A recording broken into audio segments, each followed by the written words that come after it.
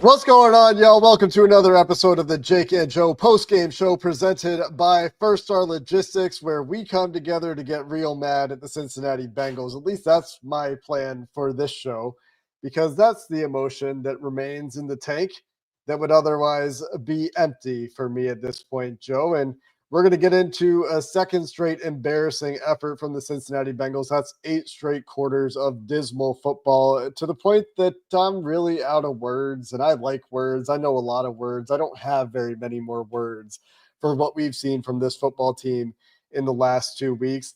But at least we get to come together, Joe, and do this show together. Presented, like I said, by First Star Logistics. We've got awesome stuff to give away, those baseball-style jerseys for you this week. We've got some winners to announce later in the show. Next week is the WWE prize belts, championship belts.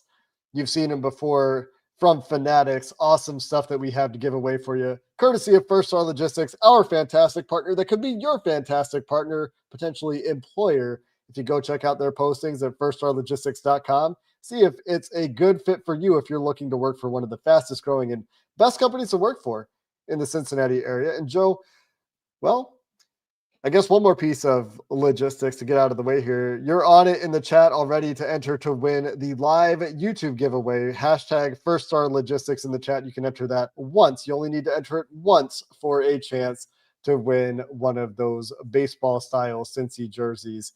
And I love them. We have awesome prizes to give away. That being said, I'd like to be upset now, Joe, and not happy about the sweet stuff we're giving away. This team is terrible. And last week, I was a little bit hesitant to blame the coaching staff for some of the issues we saw. At least in my initial reaction. As the week went on, that hesitancy faded away. Today, there's no hesitancy. This is 2 weeks of you looking like you don't want to be there. You got guys making mental mistakes. Nothing you're doing is working. You're a coward when it comes to fourth down decisions.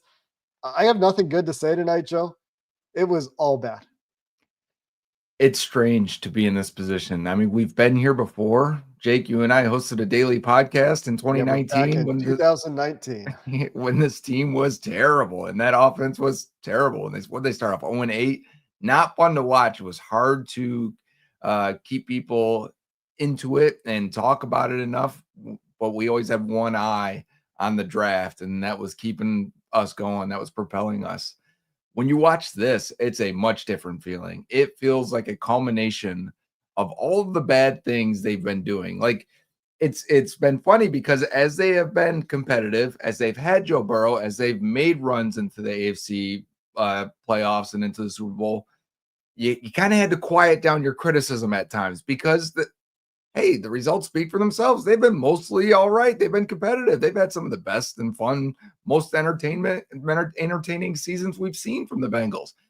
But it's gotten louder and louder, right? And now it's culminating to this, and I likened it to a bad recipe. This mixture is not good, and it's on fire, and they're just like, keep baking it, because what else are we going to do at this point? Well, there's no other alternative. Where do you turn? Even like people that want to fire Zach right now, and I'm there, like in terms of at the end of the year, something's got to change big time.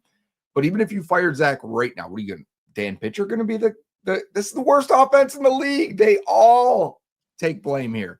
Everyone. Who would you promote to be the head coach? Al Golden? I mean, it's bad. It is bad throughout. And I don't know what to say other than I cannot believe this heaping pile of mess that's on fire is what we have to watch. And it's not even October yet. I mean, it's not like, well, this was the worst offense in the league coming into this game. I sent you a screenshot around halftime of the yards per game, weeks 1 to 3 in the NFL. The Bengals I thought it was passing yards. You thought it was passing yards. Like, what are we looking at here? Passing. The Bengals average 220 yards per game coming into this game. It went down. They had 159 yards in this game. They got outpossessed by 15 minutes. They were 2 of 11 on third downs. The Broncos were 8 of 14. The Bengals had 9 first downs in this game. They had 11 penalties in this game, including a penalty that maybe should have been a first down, but who even cares at this point? Who even cares about the weird refereeing that we saw. We're not even going to talk about it. The Broncos had 29 first downs. The Broncos had 512 yards and probably left 70 on the field in dropped passes, at least. At The least Broncos averaged 6.4 yards per play, 7.8 yards per attempt. The Bengals averaged 3.7 yards per play, 3.8 yards per attempt. At least the rushing yards per attempt was up this week, Joe. 3.5 yards per attempt on the ground game. Chase Brown getting contacted at or beyond the line of scrimmage. There, I said my one positive thing for the episode. I don't know how you defend this stuff between the pre-snap issues, the continued schematic issues. Like, the design on defense looks terrible to me, to the point that I'm ready to throw the baby out with the bathwater, and with Al Golden too, for all they paid him to get him away from Notre Dame, where he was one of the highest paid defensive coordinators in college football. Like, there's a scheme issue, an effort issue, a pre-snap issue. Like, at least in the past, we could say for Zach Seams that they're disciplined. They're not committing penalties like this. That's not been the case this year. They've looked like an amateur team for the last 2 games. They do not look like an NFL team. Really, almost anywhere on the field. You could say maybe Dax, maybe Jamar Chase, but he had a fumble last week. I mean, he's still good, but like he's obviously a pro player. They don't look like a pro team right now, and I don't know where you go from there, man. They look like they've quit, right? And that's the scariest part, I think, of any fan base, any evaluator, any whatever you want to be and watch that. I think other NFL teams are watching it and going, yeah, that doesn't look right. The effort is not there. The cohesion's not there. They look confused and hesitant at the same time. And like, when we say it's all bad, I'm just now listing all of the things that I'm reminded of while I'm watching them, that I sometimes write these down like, yeah, that okay. And it's becomes a trend of they look super disinterested out there. Or at times, it's funny because it's almost two sides of the same coin. At sometimes confused, sometimes trying to execute their jobs so much so that they don't realize that there's an open lane in front of you to go go attack the quarterback. Logan Wilson. Do I have this clip? I sure do. If you do, it's time for this one. Let's this take early a look in the game at this insane.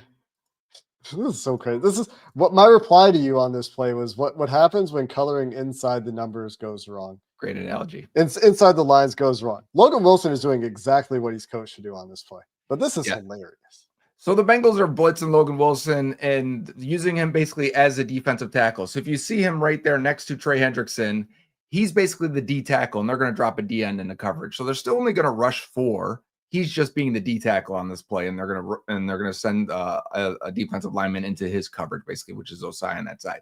So the call is for a defensive tackle, a DE stunt, right? They're a tackle and stunt. They're going to have him hit the offensive tackle, and Trey Hendrickson's going to loop around. What you see instantly as the play goes, they leave Logan Wilson wide open here, and he still just tries to execute the play. He still got to the quarterback first out of all these people. Just run at the quarterback. They're so focused on executing their assignment, they can't even play football at that point. You compare this to Bo Nix later in the game. They have a play action screen drawn up. The Bengals blitz the slot corner from that side, the side that the screen is going to. Bo Nix immediately bails out, colors outside the line, says, I got to get this ball out. He does so effectively. Logan Wilson here should be running straight to the quarterback. Run through that running back, make him at least to block you. At least you have a chance. I mean, you probably get picked up knowing the way the Bengals have played this year, and this probably gets completed anyway. But at least you have a better shot than running into the shoulder of Garrett Bowles, who the right guard makes a mistake here. The right guard gets fooled. He thinks another guy's coming. He thinks Demetrius Knight's coming. Gotta be. And tries to block Left him. Then it's guard, like, okay, yes. I'm going to keep. Is it Barrett Carter on that play? Continues to slide right. I was saying the left guard, just so we're clear. Just so left guard. My bad. This is just one example. Hilarious. Hilarity. Yeah. Just play football, Like, what are we doing? And it goes to your point on the scheme looking so bad on defense, where it was obvious they're blitzing their slot guy and they're in off coverage. And Bo Nix and the Broncos are just say, okay, if we get this look again, we're just going to flip it out to Marvin Mims or Troy Franklin and let him run after the catch. And they did this multiple times in the second half, that it was like, why do you keep lining up and doing this? And you're just exposing your guys. And then, oh my gosh, not only we've been talking about it for 4 weeks, these stunts, that play is a good example. These stunts take so long to pull off that it's not even worth it. But you're They watching this look defensive line. JV level executing them. They It do. looks so bad They executing. don't make sense. They are not being executed, and nobody on the defensive line is winning. That was one of the most lopsided games we've experienced, offensive line, defensive line, and with the Bengals just could not get close to Bo Nix at all.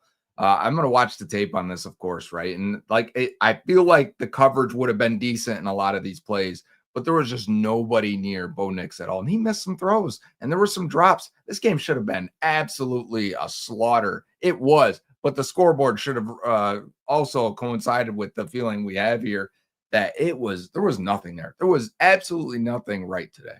No one played well on this team. Jake Browning played poorly. The offensive line played poorly. I think everybody on the offensive line played poorly. I think every single player on the offensive line played poorly. The wide receivers didn't have much of a chance.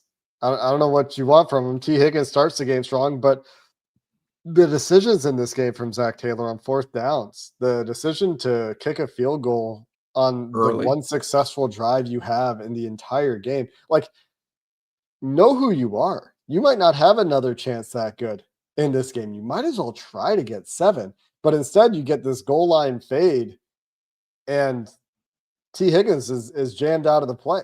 And it looked like T. Higgins is on his way to having another Riley Moss, I'm your dad kind of game. And then everything goes off the rails immediately. I don't know how this offense adapts from here. I don't know how you fix the offensive line issues. They tried Jalen Rivers tonight. We'll see what the tape says. I don't think Jalen Rivers was good in this game. I don't think he's better enough to make a difference. Maybe eventually they get something there, but I don't know. I mean, everyone's to blame. Like, you bring in Scott Peters. I was excited for Scott Peters. I'm no longer excited about anything that Scott Peters any of these, man. Any of these guys they brought in. And when I see the offense and saying that they're the worst offense in the league, this isn't just us being a Bengals fan and watching the last 2 weeks. Statistically, in a lot of ways, they're going to be the worst offense. And the Titans just laid an egg. But the Titans had some success until they didn't get to the red zone one time. The Bengals did once. So, I mean, maybe this will flip. But they're going to be way on their own, and everyone else is going to be on the other half of these charts.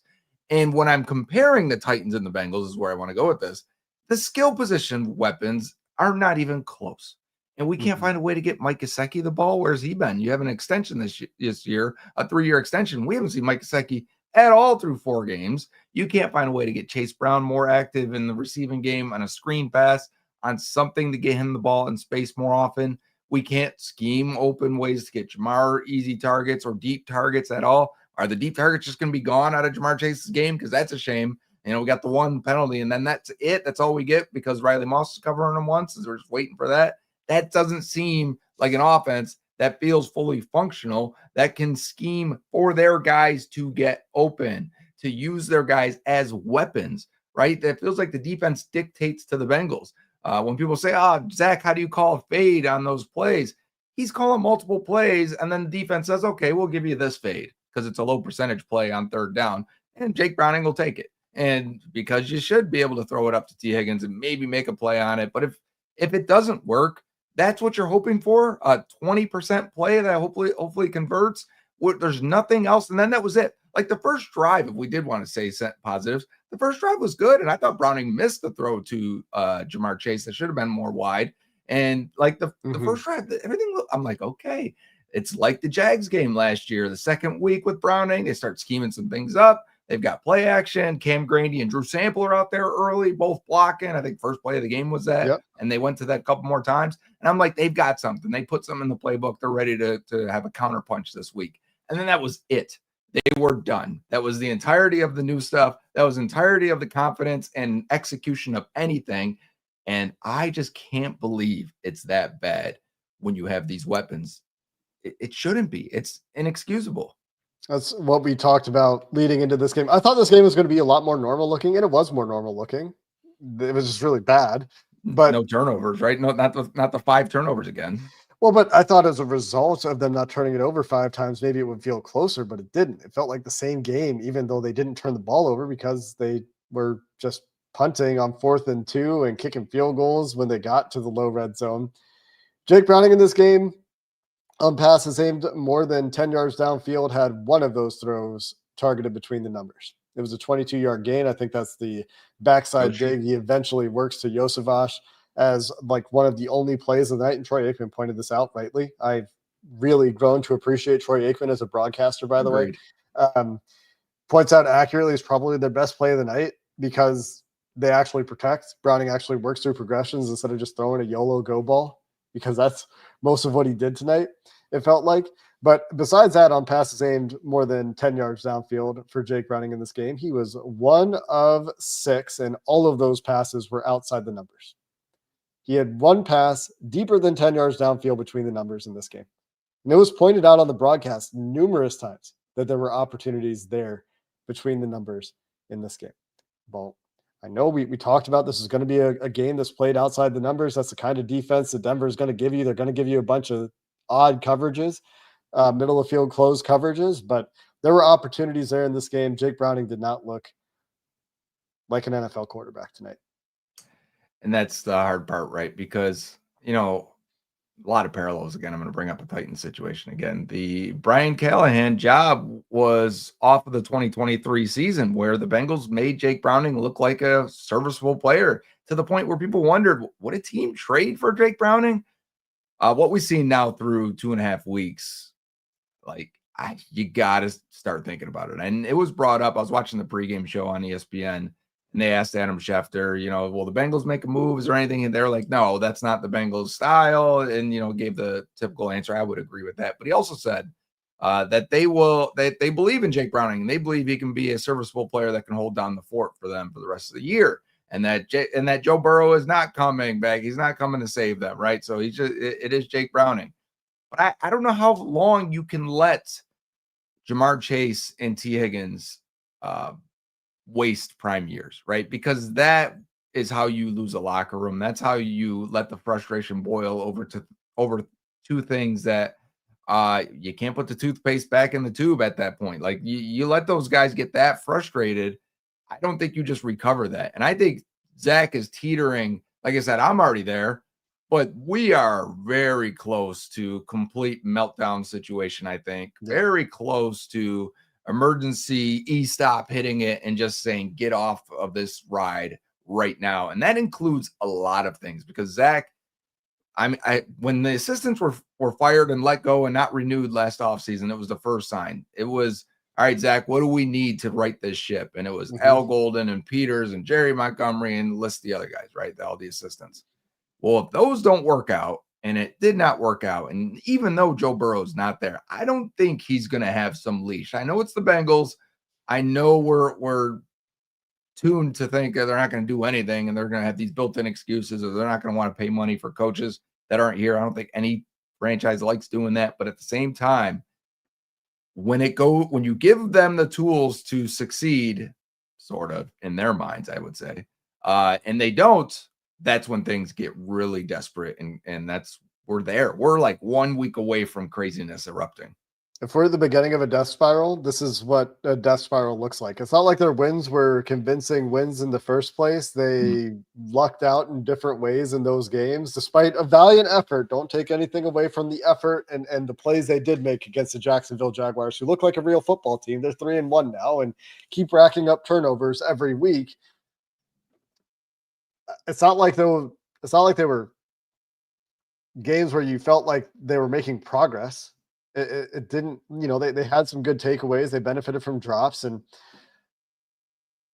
I think that, like I said, if this is a death spiral this season, this is what the beginning of a death spiral looks like. And this is where, again, I feel like it was around the same time last year. Maybe it was a couple weeks later. I invoked the idea of the dead cat bounce. Because last year, early in the season, I felt like, hey, this team, you can't forget about how you felt right now at the end of the season.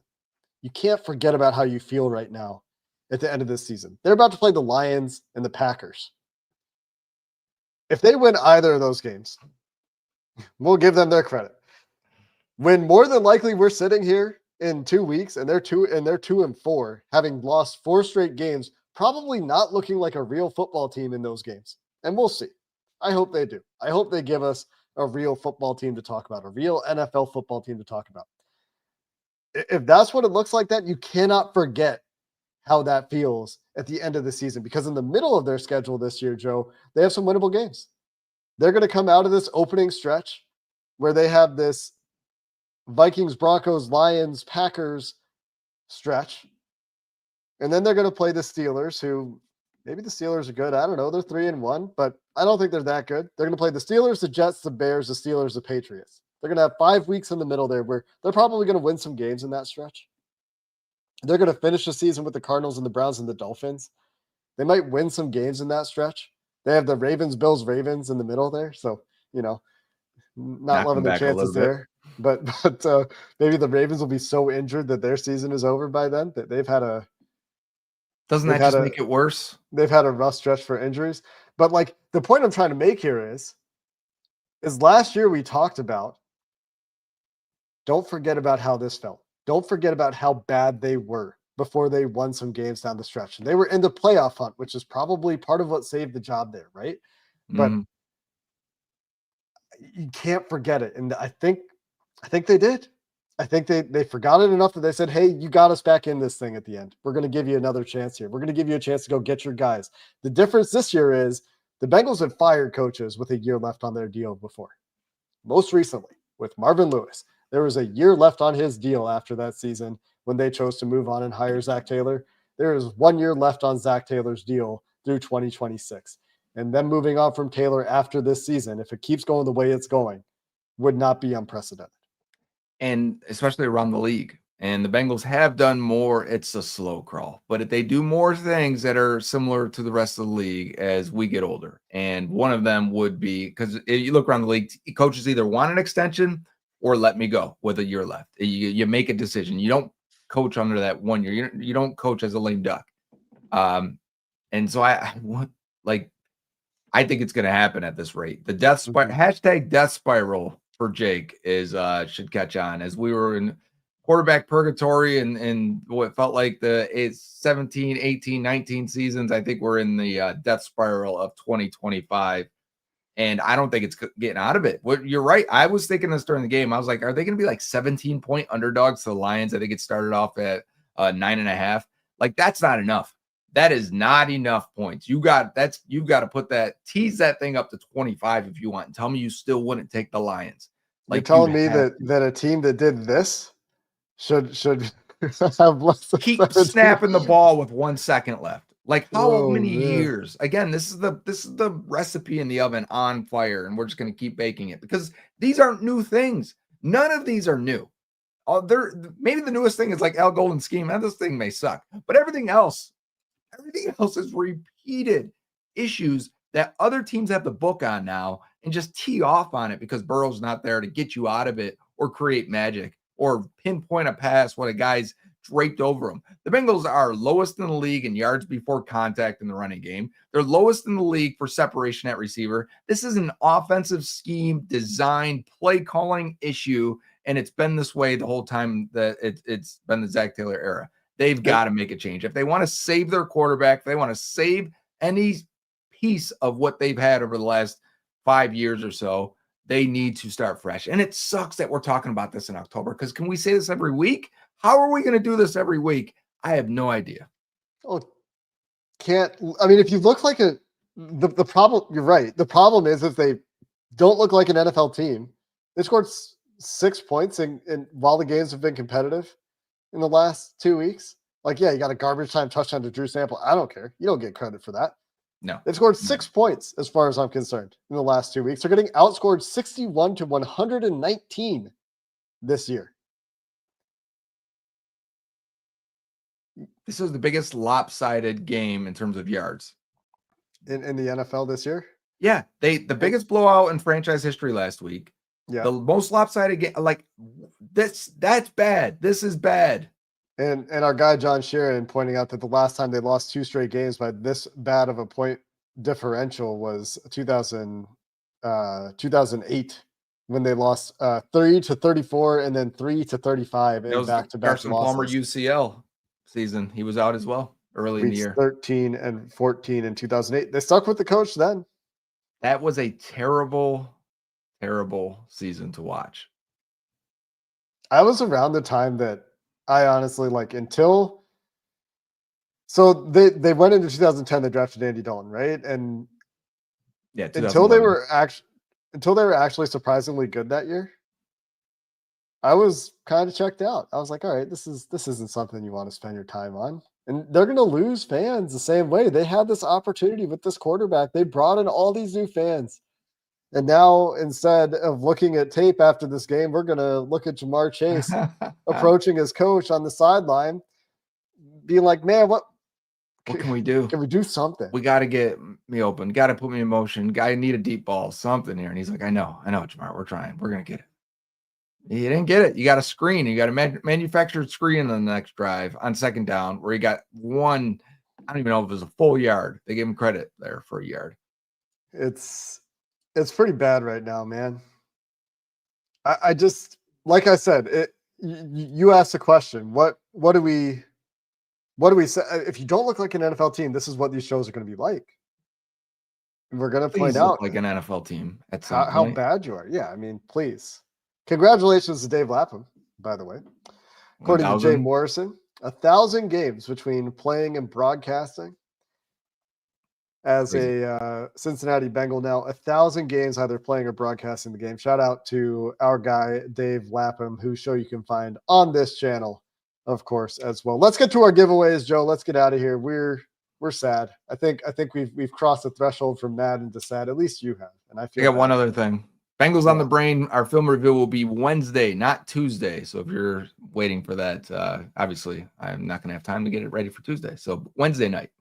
And now the Bengals get to short week prepare for the Lions. They've got a walkthrough scheduled on Wednesday, trying to ease back into the week. Don't get a full week of practice against one of the real contenders in the NFL in the Detroit Lions next week. All right, let's get to our giveaway winners. Hashtag First on Logistics in the YouTube comments for your last chance to enter the YouTube giveaway. And we've got a couple of winners from X to announce as well.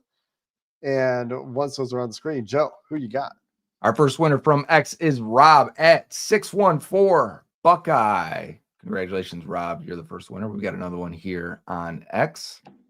And it's Kyle Miller at Burrow is Love. Yes, he is indeed. Congratulations, Kyle. Burrow is love. Burrow is life. Burrow is not here to save us. Congratulations to you two for your Wade and Williamson Cincy baseball jerseys. And we've got our giveaway for those of you who are here with us live as well. Mm-hmm. Let's see who we got. All right. Drum roll. Oh, yeah. Every week. Got to do the drum roll. Oh, I thought that was the winner there. It's David Gonzalez Gutierrez. Congratulations to David Gonzalez Gutierrez. We will have in the YouTube comments for those of you who we got another winner, though. I know. We'll have instructions in the YouTube comments for those of you who won, and we have another winner here. Let's see who we got. Missy Joe Gullett. Not Missy Elliott. Missy Joe Gullett. That's the only Missy that comes to mind for me, which probably says something about me.